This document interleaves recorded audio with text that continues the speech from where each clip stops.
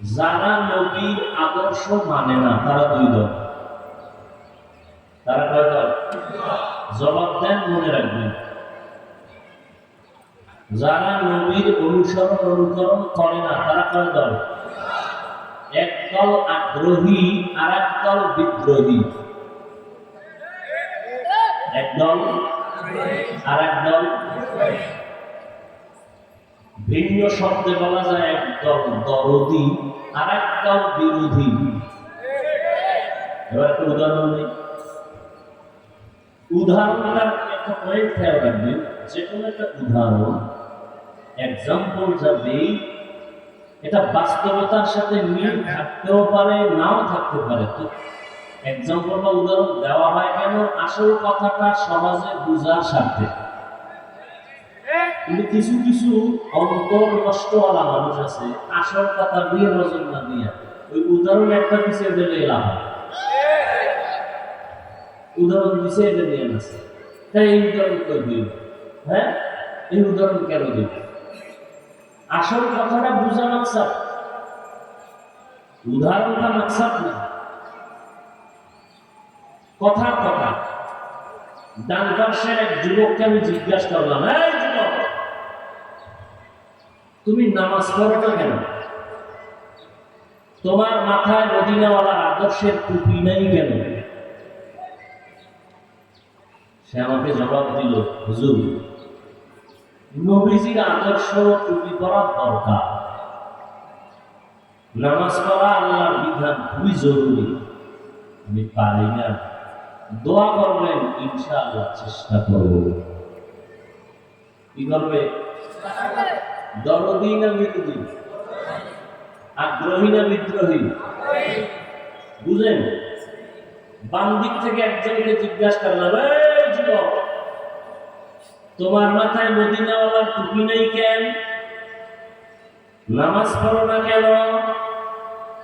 সে আমাকে বিদ্যুতের গতিতে জবাব দিল, না পড়লে অসুবিধা কি? এই কোয়ালিটির মেজাজওয়ালা নাই? টুপির মধ্যে কি ইসলাম? বলনেওয়ালা আছে না নাই? দাড়ির মধ্যে কি ইসলাম? পোশাকের মধ্যে কি ইসলাম? কি বুঝলেন? দরদি না বিরোধী? আগ্রহী না বিদ্রোহী? বিদ্রোহীর আর এক নাম বেঈমান। নবী কি বলছেন? যে আমার অনুসরণ করে না সে জাহান্নামী না, যে বিরোধিতা করে সে জাহান্নামী। অতএব নামাজ না পড়া এক জিনিস, নামাজকে অপছন্দ করা বেঈমান হওয়ার জিনিস। একজনে নামাজ পড়ে না, তাকে গালি দেওয়া যাবে না। আর একজন নামাজ পছন্দ করে না, তাকে ছাড় দেওয়া যাবে না, সুযোগ পেলেই জুতার বাড়ি। একজনে টুপি পরে না, তাকে গালি দেওয়া। আর একজনে মদিনার টুপিকে পছন্দ করে না, তাকে ছাড় দেওয়া। এদিকে আগ্রহী, ওদিকে বিদ্রোহী, এদিকে মুমিন, ওদিকে বেঈমান। বুঝাইতে পারছি? খুব কঠিন কথা। একজনে দাড়ি রাখে না, তাকে গালি দেওয়া। আর একজনে রাসূলের আদর্শের দাড়ি পছন্দ করে না, তাকে ছাড় দেওয়া।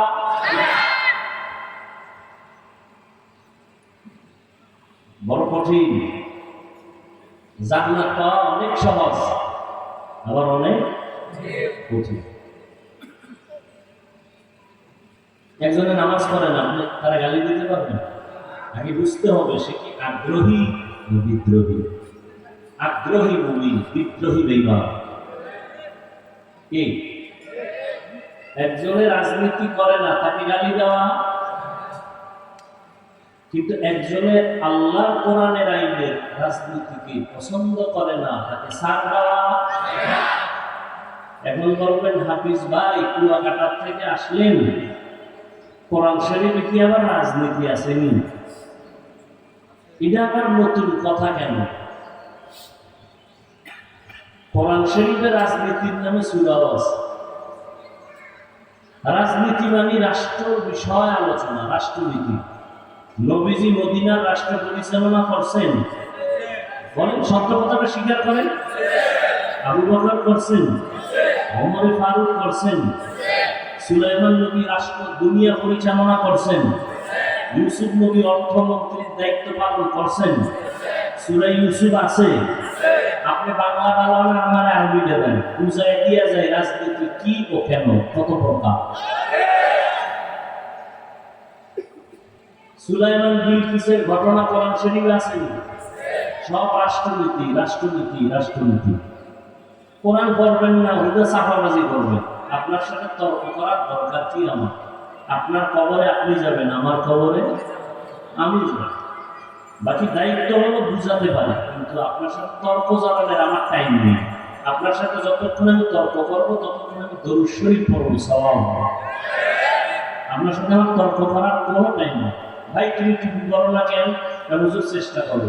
আমি কলেজে গিয়া দোয়া করবো, আল্লাহ এই লোকটাকে তুমি কবুল করো। আল্লাহ পায় অপেক্ষায় থাকবে, আমি হেদায়েতের দরজা দিয়েই জান্নাতে নিয়ে যাবো। আরেকটা টুপি না পড়লে অসুবিধা কি? তোর অসুবিধা হলে তুই ঘুমা, তোর সাথে আমার তর্ক করার কি নেই, সময় নেই। ও ভাই আপনি 20 টাকা তারাবি পড়লে সমস্যা কি? না পড়লে সমস্যা কি? ঘুমাও, তোমার তারাবি নয়, তুমি ঘুমাও, তোমার সাথে তর্ক করার সময় নেই। কিন্তু কথা হলো দূরত্ব হবে কেন? সালাম দেয় না, দিলেও নেই না, কারণ কি? টুপিটা একটা আমার লাইনের বাইরে।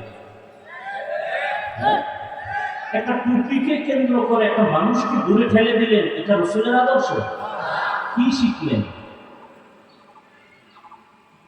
এবার আসুন আয়াতে দেখি, ওয়ামা আরসালনাকা ইল্লা রাহমাতাল লিল আলামিন।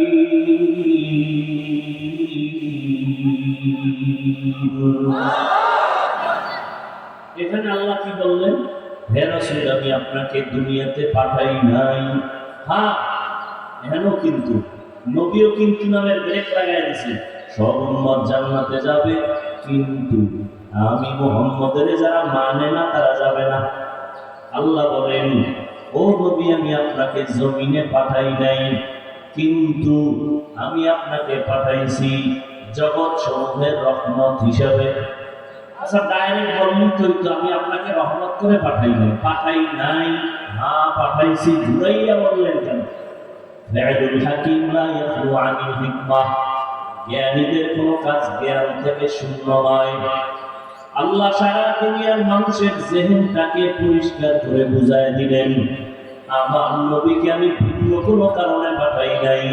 আমার নবীকে পাঠাবার শুরু শেষ রহমত। রহমত ছাড়া নবীর মধ্যে কিছুই নেই। আল্লাহ কোরআনের এক আয়াতে বলেন, ওয়াল আসরি ইন্নাল ইনসানা লাফি খুসর, আসরের শপথ, সব মানুষ জাহান্নামে যাবে। ওয়াল আসরের শপথ, ইন্নাল ইনসানা লাফি খুসর, সমস্ত মানুষ জাহান্নামে যাবে। এতটুকু শেষ না আরো আছে? ইল্লা, কিন্তু নামের ব্রেক লাগায় সবাই যাবে না। আল্লাহ প্রথম কথা সব জাহান্নামী, কিন্তু দিয়ে একটু বাঁচাই দিয়েছে। ওদিকে নবীর কথা কি? কুল্লু উম্মতি ইয়াদখুলুনাল জান্নাহ, সব উম্মত, প্রথম কথা সব জান্নাতি জান্নাতি জান্নাতি। নবীর কথা কি? গরম না দয়া? দেখছেন আল্লাহ কিন্তু গরম মারছেন আগে, সব মানুষ জাহান্নামী। ইন্নাল ইনসানা লাফি খুসর, সব মানুষ জাহান্নামী। গরম আওয়াজ, সব মানুষ জাহান্নামী। একজন মানুষের মধ্যে বাদ নাই, বড়রাও জাহান্নামী, হুজুরেরাও জাহান্নামী, আলেমরাও জাহান্নামী, গায়রে আলেম জাহান্নামী, সমস্ত মানুষগুলো জাহান্নামী। কিন্তু কিন্তু দিয়ে একটু বাছাই করতেছেন, আগে গরম পরে নরম। রহমতের নবী আগে নরম এরপরে গরম, আগে নরম দিয়া কয় সব উম্মত জান্নাতি জান্নাতি জান্নাতি, সব উম্মতেরা বেনামাজিরাও জান্নাতি, সব আমার উম্মত জান্নাতি। কিন্তু লাগাইলে এবার মাথা ঠান্ডা করে বুঝায়, যারা আমি মুহাম্মদের মানবে না তারা সরাসরি পিতা ছাড়া জান্নাতে যাবে না। আল্লাহ বলেন, আমি রহমতের নবীকে দুনিয়ায় পাঠাইলাম জগৎ সমূহের জন্য রহমত। এখানে অনেকে তর্জমা করে উভয় জগতের জন্য রহমত, রাহমাতুল লিল আলামিনের তর্জমা করে উভয় জগৎ। আমি তর্জমা করছি জগৎ সমূহ। উভয় জগৎ মানে দুনিয়ার জগৎ, পরকাল জগৎ। আর অথচ জগৎ তো আরো বেশি। রূহের একটা জগৎ, মায়ের গর্ভের একটা জগৎ, দুনিয়া নামের একটা জগৎ, কবর নামের একটা জগৎ, আগুনে বরজখ, হাসরের ময়দানের এক জগৎ, জান্নাত ও জাহান্নামের আর একটা আলাদা জগৎ। আল্লাহ কয় সব জগৎ তথা জগৎ সমূহের জন্য আমার নবী হলেন রহমত। আমি আল্লাহ তাকে রহমত করে পাঠাইলাম। আমি আল্লাহ কিন্তু এর বাইরে না, আমি হলাম রব্বুল আলামিন। আমার বন্ধু মুহাম্মদের বানাইলাম রাহমাতুল লিল আলামিন।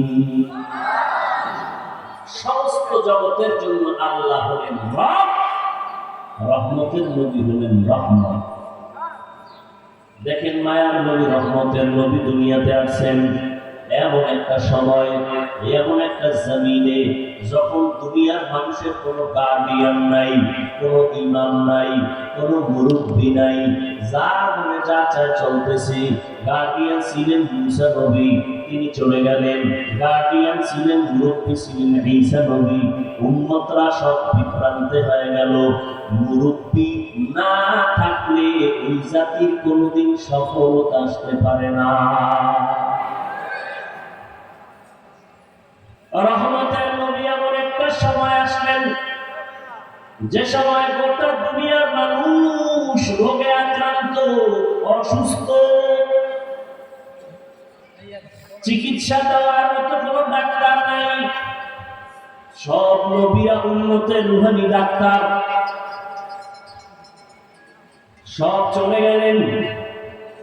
মানুষগুলো উম্মত নবী হারা হইয়া সব রোগে আক্রান্ত হলো। হাতের রোগ, চোখের রোগ, কানের রোগ, অন্তরের রোগ। নামাজ নাই, দিন নাই, ইসলাম নাই, মন মতো চলে। এর মধ্যে ইতিহাসের পৃষ্ঠা আরো চূড়ান্ত খারাপ। মক্কার মানুষগুলো বেশি খারাপ। ইতিহাসের পৃষ্ঠায় এদের মতো খারাপ আর মানুষ জমিনের আর কোথাও ছিল না। এই মক্কার মানুষগুলো এতটাই খারাপ, নারী আর পুরুষেরা উলঙ্গ হইয়া আল্লাহর ঘর বাইতুল মুকাদ্দাস চারপাশে তাওয়াফ করত। উলঙ্গ নারী আর পুরুষ একত্রে। নাউজুবিল্লাহ, আসে না? এতটাই খারাপ।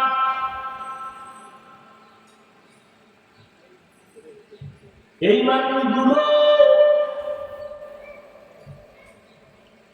কত চরিত্রহীন। কন্যা, মেয়ে, মহিলাদের তারা এতটাই অবহেলা, অপছন্দ করত। নিজের কোন ঘরে যদি কন্যা সন্তান হইত, বাবা নিজ হাতে কন্যাকে জ্যান্ত মেরে ফেলত। কত বড় খারাপ। বর্তমান দুনিয়ায় কিছু এরকম কুলাঙ্গার আছে যে ছেলে হলে খুশি, কন্যা হলে কষ্ট পায়। এরকম কুলাঙ্গার আছে না নাই? কষ্ট হয় একটু চুপ থাকে, দুটা জায়গায় বউরে গালাগালি। সন্তান কি বউ বানায়? যদি বউরে দোষ দেয় তাহলে হাকিকতে দোষ তো স্বামী। স্ত্রীর দেওয়ার কিছু নাই। স্বামীর জিনিসটা আমানত রাখছে স্ত্রী, তাকে পুরস্কার দেওয়া দরকার। যে তুমি এত কষ্ট করছো, ঘুমাইতে পারো নাই, খেতে পারো নাই, তোমাকে পুরস্কার দেওয়া উচিত। দুটা গালাগালি করে স্ত্রীর কাছে, কথা বলে না, রাগ করে। মেয়ে হলো কেন? ওই জাহেলি যুগ মক্কার মানুষ এত খারাপ।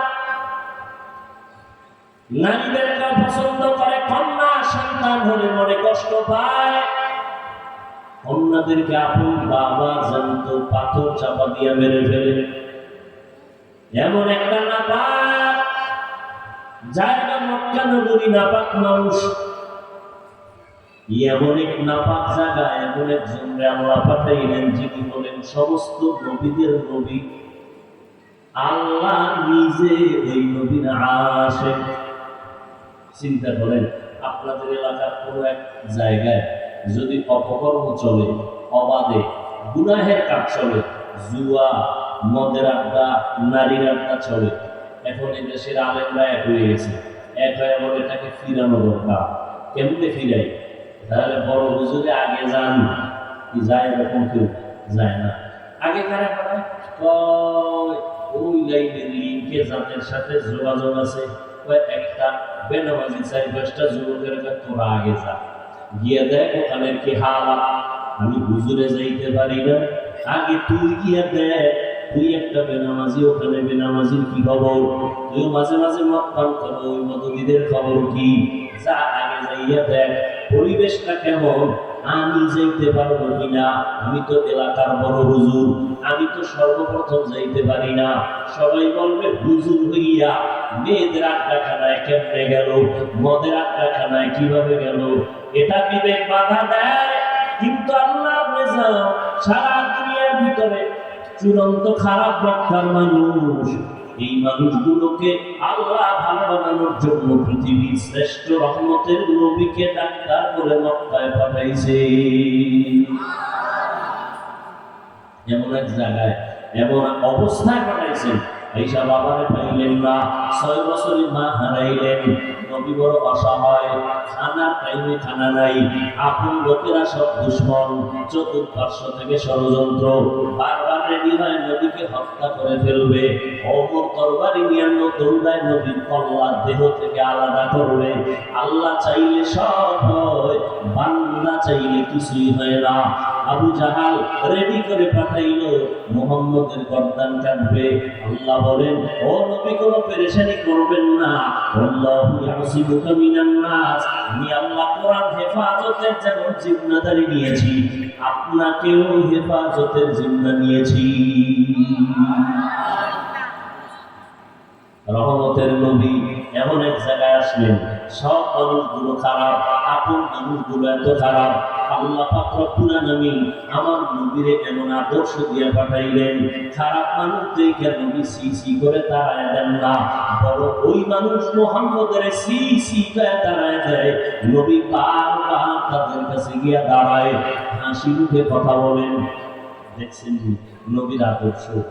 হ্যাঁ, খারাপ মানুষ নবীরে গালি দেয়, নবী এদের কাছে বারবার যায়, আর আমরা একটু ভালো ভালো ভাব লইয়া খারাপ মানুষের গালি দিই, আর নবীরে গালি দেয় খারাপ মানুষ, নবী তাদের কাছে বারবার যায়। আল্লাহ একবার এক পর্যায়ে নিষেধও করছেন, এরপর যায় কেন? ওই যে নবীর দয়া মায়া দিল ভরা, মুনাফিকের সর্দার মরিয়া গেছে, জানাজার দরকার, ছেলে এসে বলে, ইয়া রাসূলুল্লাহ, আমি তো নবী আপনার হাতে কালেমা পড়ছি, আমার আব্বা তো মুনাফিক অবস্থায় মরছে। শুধু মুনাফিক না, মুনাফিকদের গডফাদার আমার বাবা, আমার আব্বা বলছে, দাবি হচ্ছে আপনি আমার আব্বার জানাজা পড়াবেন।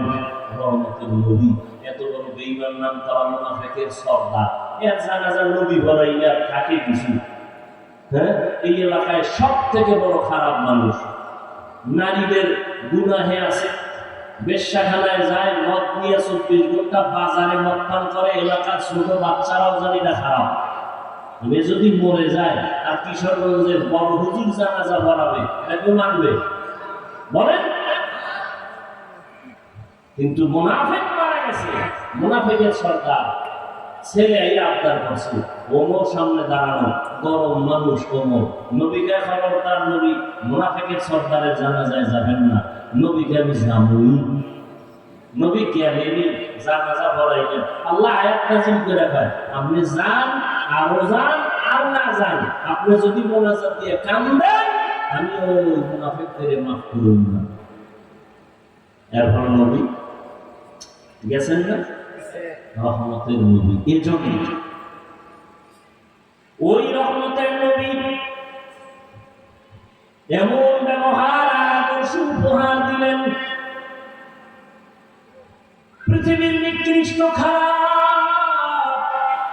যেই মানুষগুলো, ওই মানুষগুলো পৃথিবীর শ্রেষ্ঠ ভালো মানুষে পরিণত হয়ে গেল। মাত্র নবীজি 13 বছরের আদর্শ মেহনতের কারণে। মাত্র কয় বছর? 13 বছরের মেহনতে এই চরিত্রহীন লম্পট মানুষগুলো এত দামি হয়ে গেল। আল্লাহ জিব্রাইল আমিনরে পাঠায় কয়, ও জিব্রাইল, এই লিস্টি দিয়া দিলাম, রহমতের নবীর কাছে লিস্টি দিয়া দাও। এই লিস্টির মধ্যে যাদের যাদের নাম আছে নবী যেন ওপেন ঘোষণা দেয় এরা জান্নাতি।